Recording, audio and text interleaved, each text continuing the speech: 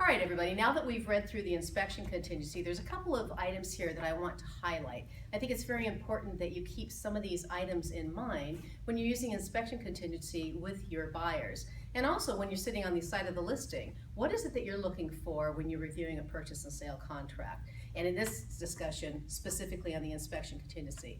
So one of the things that you need to be aware of is the inspection contingency is based upon the buyer's subjective satisfaction. That's right there in the contract on line 5. So what does subjective mean? Absolutely right. Subjective means it's totally at the buyer's discretion. The buyer could decide that they don't like the shade of blue in the bedroom.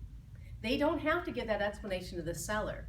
When the buyer submits their 35R, terminating the transaction based on their dissatisfaction of the inspection, they do not have to give an explanation as to why.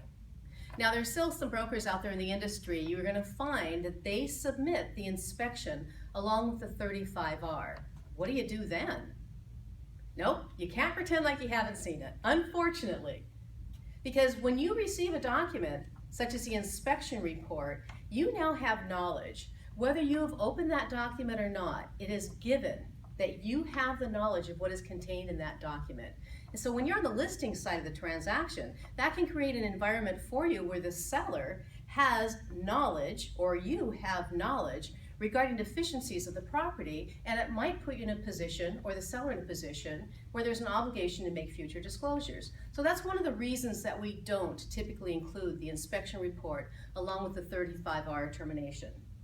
So the other thought to keep in mind is, if your buyer is writing an offer on a bank-owned property and the property has been dewinterized, who's going to pay for the unwinterization or the dewinterization?